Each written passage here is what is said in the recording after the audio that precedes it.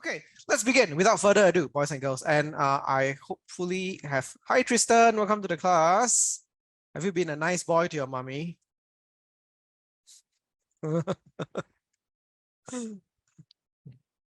Okay, Tristan is here. You're present. All right, let's have a look at this. All right, so I think you all know what the rules are. I shall skip that. Okay. Same thing as Mrs. Ross. Leave your cameras on. Okay. Raise your hand if you want to speak or ask a question anytime, right? You guys know me, like those of you from Teacher SG, you guys know me. I love questions. All right. And there's no such thing as a dumb question, right? But whatever question you ask, it must be on the topic, all right, or related to English. So what are we learning today? We're learning vocabulary MCQs, grammar cloze, situational writing. Specifically for situational writing, we are learning formal letter writing. All right, let me just check. How many of you actually did the homework? I think not many. Okay, Yunxian did it. Jerusha did it. Good job, Jerusha. Marissa did it. Rachel Wong did it. Regina did it. Rina and Yutaka did it as well. Excellent. And Tristan did it. Whoa, Tristan. Salute. You've been a very well-behaved boy. Good job. Nice. All right, here comes the golden dragon. Marco did it. Good job, Marco. Does the class dojo still work? No, that's for Teacher SG. But because we have all the new students, right, it's very hard to do class dojo now because there's just too many students for this class. I have like 22 students. If we did class dojo, right, Mr. Joel is going to go bankrupt. I have no more money left. Every day giving away money. All right, hi Regina, welcome to the class. Regina and Jing Long are here. Okay, Regina, tick. Where is the golden dragon? Jing Long, Chen Jing Long. Okay, good. Present. All right. Yes, where were we? Hello, Yutaka. Is your sister coming? Hi, Felix. Okay. Is your sister going to appear? Where's Rina? Hi, Gladys. Oh, yeah. I think so. Okay. All right, let's go.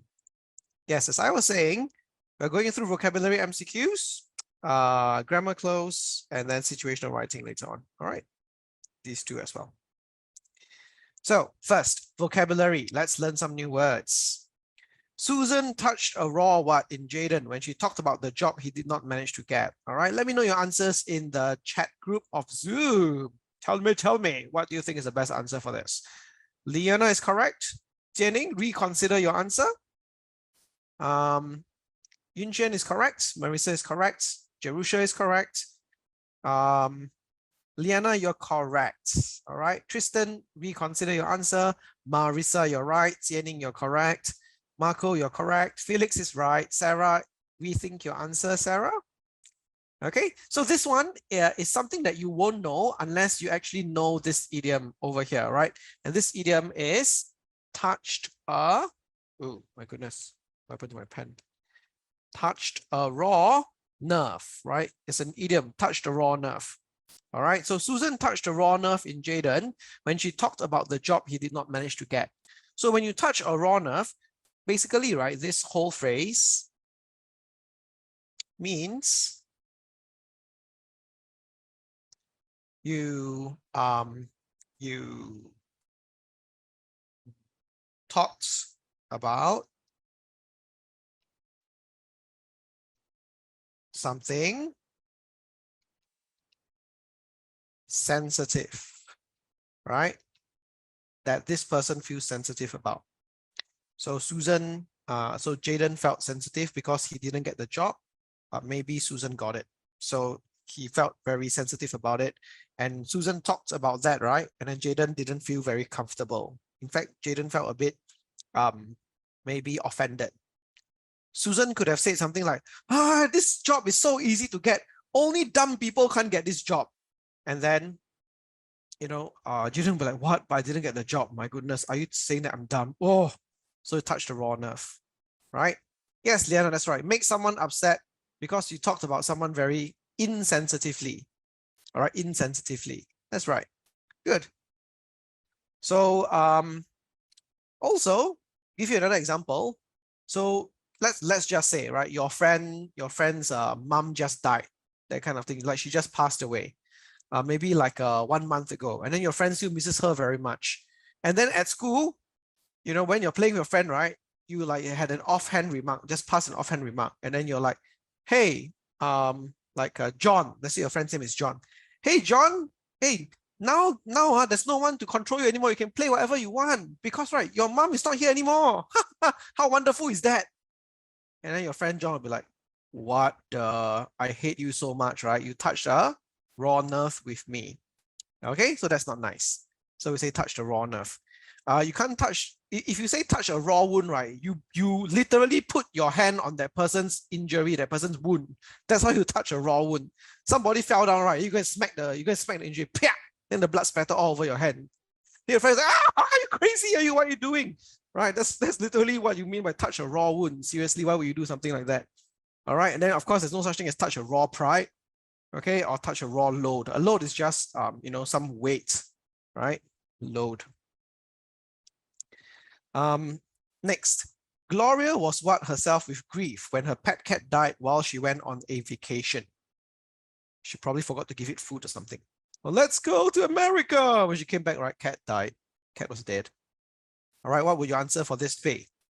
All right, let's say Marco, rethink your answer. Marissa, you are correct.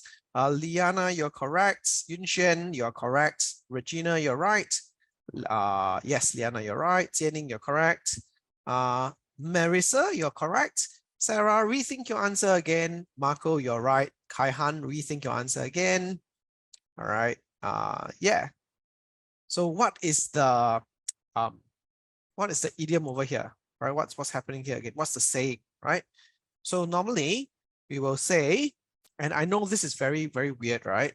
At first I thought it was very weird as well, but when I thought about it, it became more, it made a bit more sense. The answer is actually beside, right? Beside herself, right? With grief. So this whole idiom over here actually means filled with grief, or in this case, sorrow, right? Filled with grief, filled with sorrow. Okay, so when you say someone was beside themselves, all right, with sadness or whatever, normally they are in a negative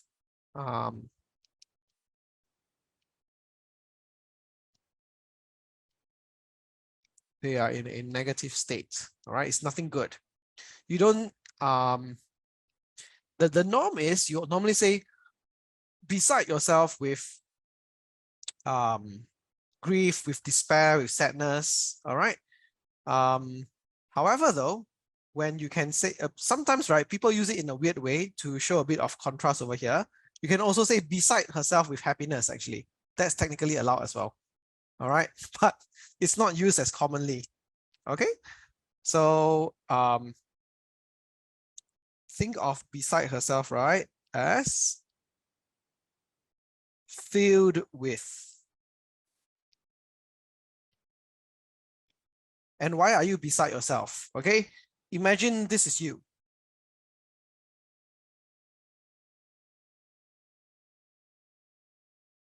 Okay, and then you experience something negative.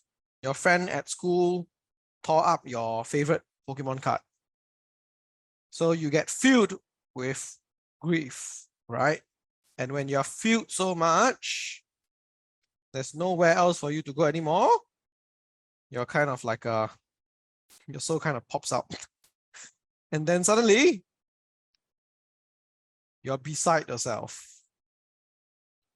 Right? Think about it that way. Right? I hope that's an easy way for you to remember how to use beside yourself. Marissa says, but I would have punched him. Yes, Liana. Beside herself with grief means to be in a state of very great uncontrolled emotion. That's right. So there we go. Next, number 3. Jonathan scared the what? The living what? Marissa, you're correct. Good. Jianing, you're right. Jerusha is correct as well. Jerusha. Good. Tristan is correct. Regina is correct. Marissa is correct. Kaihan, rethink your answer. Marco, you're right. Sarah, rethink your answer. Yunshen, you are right. Liana, you're correct.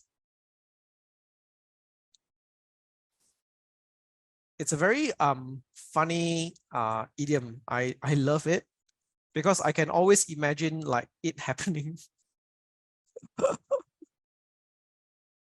Oh, Rina is here. Okay, let me take your attendance, Rina. Rina is present. Okay. Kaihan is here as well. Good. Is Rachel here? Oh, Rachel is not here yet. Joanne is not here as well. Jaslyn is not here. Is Zuoxuan here? Zuoxuan always comes late, I remember last time.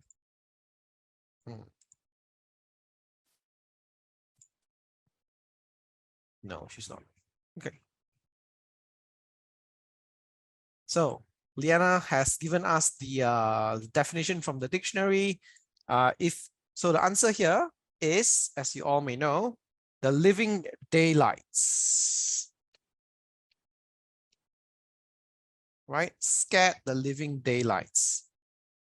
So if you say someone scared the living daylights out of you, it means you got scared very badly, basically. Jonathan scared the living daylights out of me when he suddenly jumped out of the kitchen window. Oh my goodness! He jumped out of the kitchen window. Hopefully he lives in a landed property, and then when he jumps out, right, it's just the first floor, yeah? Because if you live in a HDB and you jump out of the kitchen window, right, you'll probably die. It's a very high chance you'll die, isn't it? Oh, okay. It's very morbid, very scary. Okay, you definitely scare the living daylights out of me, my goodness. I wouldn't just say scared the living daylights, man. I would just say like, oh, he left a permanent emotional scar on me when he suddenly jumped out of the window. God. So this is the traditional idiom, scared the living daylights. But can we say scared the living wits? No, there's no living wits, right? But we can say scared the wits out of me, but we don't say living in front. All right. So here you can use it in a similar fashion, right? You can say scared the wits out of me as well. And over here, right, when you say wit, when you say someone is witty, what do you mean, right? It means that person can think sharply, right? It's a sharp thinker, very witty person, all right? So witty is another synonym for smart. But over here, what happened? When the person says scared the wits out of me, right? It's like saying it scared the logic, the reason out of you. Like it scared the mind out of you. All right, then you can say scared the wits out of me.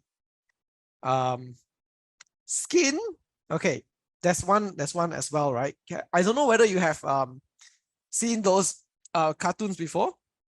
Sometimes in Tom and Jerry, that kind of thing, right? And then like Tom gets so shocked, right? He's actually like he actually got like scared out of like, I don't know, my drawing is not very good.